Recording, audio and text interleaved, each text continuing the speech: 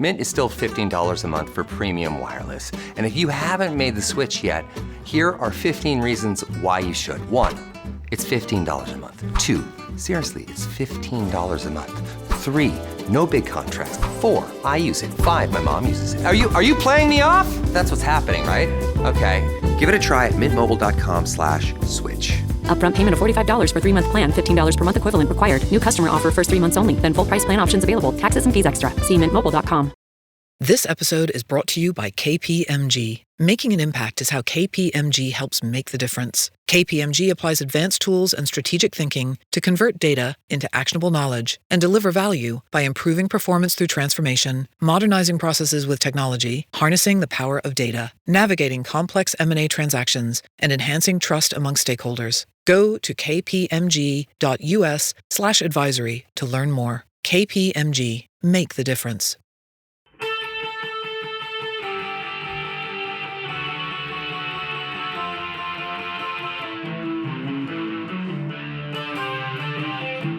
This is the Daily Blast from the New Republic, produced and presented by the DSR Network.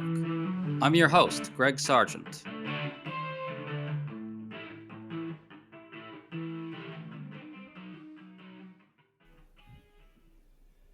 Everybody seems to have moved on from the awful story involving President Trump's decision to bomb a small boat allegedly carrying drugs in the Caribbean Sea. That's a shame because really bad stuff is continuing to happen on this front. The White House is now circulating a draft of a bill that would vastly expand Trump's authority for exactly these types of bombings. We've also had another one of these strikes, and it appears just as dubious as the first one. And Trump announced that strike with an absolutely deranged tweet that should raise alarms everywhere, but isn't. Meanwhile, Democrats just introduced a measure to restrain Trump, and the prospects for it getting the GOP support it needs are approximately zero. Brian Finucane, an editor at Just Security, has been doing some great writing on this topic, so we're talking to him about all of it. Brian, thanks for coming on. My pleasure. So let's start with the second bombing. It occurred in international waters, killed 3 people. Trump said these people were, quote-unquote, positively identified as drug smugglers or narco-terrorists. But according to the Times, he hasn't identified the group or the people. Brian, has that changed? Can you bring us up to date on this bombing and how forthcoming the administration has been about it? Well, the administration has not been very forthcoming, unfortunately. We don't have much additional information. We have various assertions from Trump and others in the administration, mostly in his Truth Social post, including the characterization of the people aboard the vessel as confirmed narco-terrorists, characterization of the supposed illegal narcotics aboard as, quote, a deadly weapon poisoning Americans, representations about the threat this supposedly poses to Americans that would justify the use of lethal force here. But we don't have information about the identity of the people aboard the vessel, who they might have been affiliated with, the destination, or the exact nature of the cargo. Yeah, and the reason he's calling the drugs a deadly weapon is to try and recast this as a strike against a war combatant, right? Right. So the administration is trying to cloak its operations in the Caribbean under the mantle of counterterrorism and war more broadly. And it's using not just the wording, but also the tools and the tropes of counterterrorism and war. But that's a misappropriation of those frameworks, because this is not a war, this is not an armed conflict, and this is not like prior counterterrorism strikes the U.S. has been conducting for 2 decades post 9/11. It certainly isn't, and the administration, by the way, still hasn't even presented any kind of detailed legal rationale or any information about the first strike, which killed 11 people. Now the Times reports that the White House is circulating this bill that would essentially let him unilaterally wage war against drug cartels that he decides to label terrorists and against nations that harbor them. It seems to say that part of this would be done in consultation with Congress, but it doesn't define what it would entail to consult with Congress. The Times says this bill is setting off, quote-unquote, alarm bells among some people, at least in the White House and on Capitol Hill. Brian, what do we know about this, and what do you make of it? So I want to caveat at the top that it's hard to know at this point how seriously to take this legislation. It was introduced or was put forward by Representative Corey Mills of Florida, and he provided to the administration. It's also been reported that it's been circulated by OMB to departments and agencies for comment. That's normally a process associated with legislation that the administration takes somewhat seriously, but I don't think we know for certain just how seriously the administration is taking this. But the text is really quite striking. It is modeled on the 2001 authorization for the use of military force, which has been the principal statutory authority for the U.S. war on terror, for the use of force against the Taliban, against Al-Qaeda, ISIS, Al-Shabaab, and other Al-Qaeda and ISIS affiliates. And it really gives the president a blank check to use force anywhere in the world against anyone he designates under the provisions of this as a narco-terrorist. There's no geographic restrictions, so potentially they could include the United States. It would provide a detention authority. And I think it's really important to note here that this would represent a dramatic reallocation of Congress's war powers to the executive. It would be the president deciding who the United States goes to war with and where that takes place. Well, I want to jump in, Brian, and say that this story was written by Charlie Savage, who's a very serious, national security and legal reporter. And he seems to be taking it very seriously, and he reports that it's setting off alarm bells. And after your description, I'm taking it even more seriously. Yeah, I've had a number of conversations with people in the administration and on the Hill. As I say, I hear different things from different people, but I think people should be concerned and you should be prepared to push back against this. A really key point I want to make, it goes to the framing of these military actions generally, and also this legislation. Again, the administration is not engaged in counterterrorism in the same way that the U.S. was against Al-Qaeda or ISIS, and it is not responding to an armed attack on the United States akin to 9/11. Okay, on 9/11, Al-Qaeda mounted an armed attack against the United States and killed almost 3,000 people. That is not the scenario here. Moreover, in the immediate aftermath of the 9/11 attacks, it wasn't immediately clear who all the perpetrators were. Okay, so that is why the 2001 AUMF, the model for this new legislation, that is why the 2001 AUMF provided discretion to the president to determine who the force would be used against, because it wasn't known to Congress. It was assumed to be bin Laden, but they didn't know the full list of perpetrators, organizations that might have been involved. Okay, so that is not the scenario here. There is no situation where they would justify Congress transferring the authority to decide against whom the United States will go to war and where. It would be remarkable for Congress to give away its powers this way. Well, I just want to clarify for people that when you say AUMF, you're talking about the authorization for the use of military force. If the Times reporting is right, and if I'm hearing you correctly, it seems like this bill would allow Trump to wage war against a nation that he declares by fiat is harboring drug cartels, that he also declares by fiat are terrorists.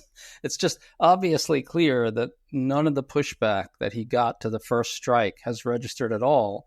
They're just trying to vastly expand these authorities. Am I wrong to be alarmed by that? Well, I think people should be alarmed and very concerned about this. It remains to be seen where, how much interest there is in the administration for this legislation, whether the president himself will endorse the introduction of it.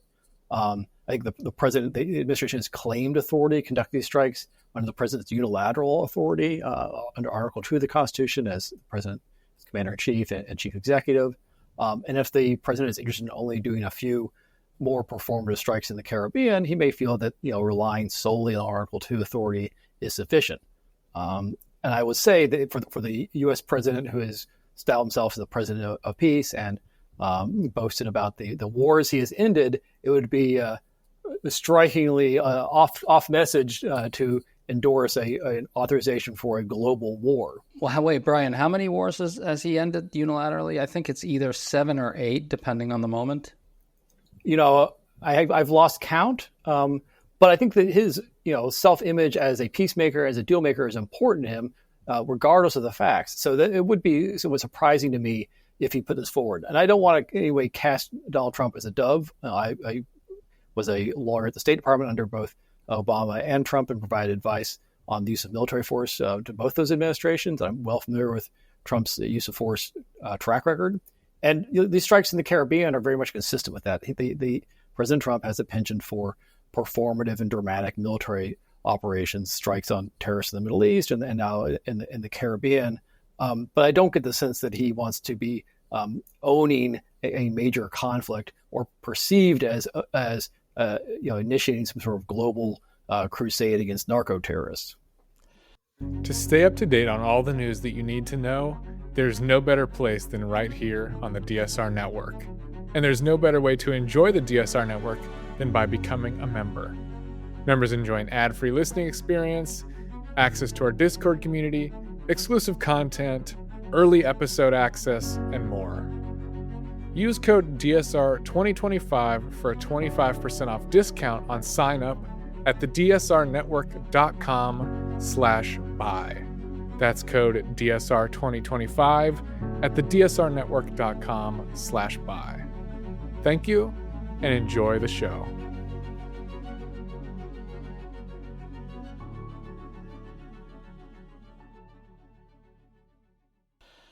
Yeah, I sure hope you're right. I want to talk about Senators Adam Schiff and Tim Kaine, who have introduced this new bill designed to block Trump from doing these bombings without congressional authorization. The bill says that illegal drug trafficking does not constitute the sort of armed attack or threat of an armed attack that Trump might otherwise be authorized to deter. Can you talk about this bill a bit? Yeah, it's an important measure, and it follows one in the House introduced by Representative Ilhan Omar. So this is legislation under the War Powers Resolution, okay? And the use of force in the Caribbean, the strikes on these vessels, trigger a provision of the War Powers Resolution that both requires reporting to Congress, but also starts a 60-day clock for the withdrawal of U.S. forces from hostilities in the Caribbean, and also enables Congress to introduce legislation, members of Congress to introduce legislation that will be guaranteed a vote. There are benefits from expedited procedures. So it's a tool for the minority to get legislation forward that will get a vote. And it's an important vehicle for Congress to go on record to oppose military action, to go on the record about its views on the law. And, if it were to be enacted, to require the president to withdraw U.S. armed forces from the hostilities in the Caribbean, from the military situation in the Caribbean. Now, I want to be very honest with you that the odds are not great about any legislation being enacted, including because of the potential for presidential veto. But nonetheless, I think it is a very important step, and it could be an important political signal both to the American people in raising the salience of what's taking place in the Caribbean, and also a signal to the White House that there is congressional opposition. Hopefully, it will be bipartisan. Do you expect that? Do you expect a number of Republicans to join this thing? I certainly don't. A number of Democratic senators put out this letter recently. I believe it was 24 Democratic senators. And this letter asked a bunch of really fairly pointed but reasonable questions about the first strike. And as we reported right here on this podcast, Senator Kaine, who spearheaded that letter as well, reached out to Republicans, numerous Republican senators, to try to get them on the letter, and none would do it, which is just appalling. And I think we're going to see something similar here. What do you anticipate? Well, to his credit, Senator Rand Paul has spoken out publicly about these strikes. In the past, Senator Kaine has been able to persuade some of his Republican colleagues to join on similar measures. So in the wake of the 2020 strike on General Qasem Soleimani in Baghdad, Tim Kaine introduced a similar War Powers Resolution. And he managed to get bipartisan majorities in both houses of Congress to vote for it. It was ultimately vetoed by President Trump in his first term. So I think there is a potential there to peel off a few Republicans. I'm hopeful. The calculation with regards to the letter may have been that, this is a one-off strike and we can move beyond this. But the administration has signaled that it's going to do more. It has said as much. And I think that, regardless of your party, Members of Congress should be concerned not only about the President of the United States using military force in this manner without congressional authorization, but also using military force to engage in the premeditated killing of people outside of armed conflict. And the prerogative that is being asserted here should alarm members of Congress, no matter of their party. You'd hope, although I just want to point out that the Republican Party of 2025 is substantially different than even the Republican Party of 2020. That's certainly true, but one would hope that people can appreciate the stakes here. I just want to emphasize that last point about what the president is asserting here. We do not have an armed conflict. We don't even know who it is the administration is bombing here, and so while the law of war might provide some limited permission to take life in the first instance in an armed conflict, that's not the case here. Okay, and we have the president engaged in the premeditated killing of people, and they haven't articulated any sort of limiting principle to this prerogative. Yeah, it's really alarming. And I think there's another kind of noise in the background that we should grapple with. It's clear that Trump and the people around him are really relishing the spectacle of him unilaterally blowing up little boats and killing the people on them. And they think that when anybody objects and tries to defend the rule of law or object to extrajudicial killings like this, well, that's a good, strong position for Trump. Listen to this from J.D. Vance. So I was talking to I said Secretary of Defense, but our new Secretary of War, Pete Hegseth. And I was talking to Secretary Hegseth, and you know what he said? He said, you know what, Mr. Vice President, we don't see any of these drug boats coming into our country. They've completely stopped. And I said, I know why. I would stop too. Hell, I wouldn't go fishing right now in that area of the world. And then on top of that, Trump's tweet announcing the second bombing was just sick. It said, quote, all in caps, be warned, if you are transporting drugs that can kill Americans, we are hunting you. Now, this is a bloodthirsty kind of or quality that I really find worrisome. Am I being overly alarmist here? No, I don't think so. Unfortunately, I think it's a piece of, we earlier in the year we saw Trump showing photos and video of the men who were sent down to Sakhalin being abused at the prison there. But he was showing these at rallies. And so I think it's similar to that. I think there's a few different things going on here. One is, again, the president likes performative, military actions. That's why he's posting these videos. I think there's an aspect of, they own the libs, trolling going on here. But also using this framing about counterterrorism, war, protecting Americans of strength. They're trying to, maneuver Democrats or any opponents of these operations into a bad spot politically and paint them as weak and, willing to tolerate the poisoning and death of their fellow Americans. A lot of this is obviously malarkey, right? So I think that, again, the framing of this is of terrorism and counterterrorism just doesn't work. The United States has not suffered an attack like on 9/11.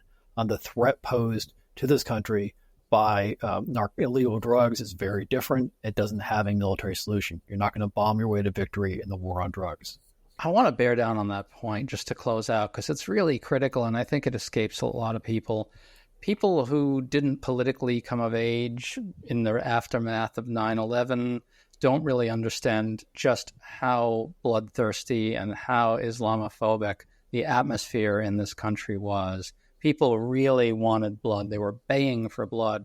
We're not in anything close to a similar situation right now. And Trump and Stephen Miller in particular, and some of the other more authoritarian types around Trump, have really tried to manufacture a sort of similar sense of terror and emergency out in the country. And it's failing. And I think that's essential. And I hope Democrats keep that in mind when they sort of think through how to respond here and don't get suckered into thinking, oh, we can't object because we'll look weak. We're really far away from anything like the post-9/11 environment, and that matters, doesn't it? I think it does, and I think we are in a different place. The American public has not experienced the same shock and trauma that it did after 9/11, after watching thousands of their fellow citizens be murdered in an armed attack. And I don't want to minimize the scourge of illegal drugs in this country, but it is a fundamentally a different issue. Okay, it has different solutions or ways to approach it. But I also want to highlight that this tarring of criminals in Latin America as terrorists is of a piece with tarring migrants generally as terrorists, and again this week, domestic political opponents as terrorists.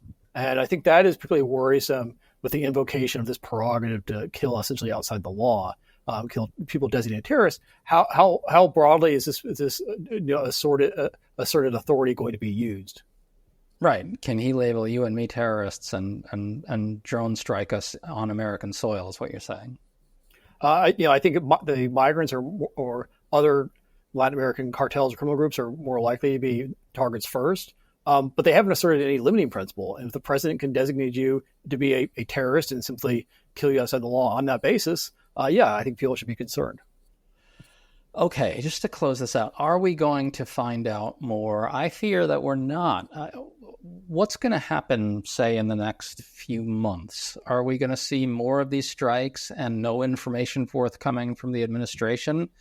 It may be that we have to wait until Democrats win one or both houses of Congress, and at which point we would get, I would think, extremely robust oversight and scrutiny into this sort of stuff. But are we going to be able to really crack through and learn anything about what this campaign that Trump is waging is really up to or not? So I think we're going to have a drip of information probably from within the U.S. government and possibly from on the ground in Venezuela. The families of those killed aboard these vessels may eventually speak to the press. We may hear more of their stories. But I also think even now there's a role for oversight in Congress, even by the minority. In the past, the confirmation process for members of the president's government, federal judges, have provided a leverage point to extract information, documents from the executive branch. And that's how we got the Al-Awlaki OLC opinion, Office of Legal Counsel opinion, during the Obama administration. And so if there is a similar Department of Justice opinion that blessed the lawfulness of these strikes, this is an opportunity for members of Congress and the Senate in particular to try to extract it, use the confirmation process for generals, judges, or other members of the government to try to get those documents, those legal rationales out of the administration and to expose them to the American public. What about the details of the strikes? Do you think we'll learn anything or not? I think additional information is going to come out, probably in a drip type fashion. I think a lot of people are probably unhappy about what was happening on the inside of the U.S. government, and so I think the potential for this stuff eventually surfacing is pretty high.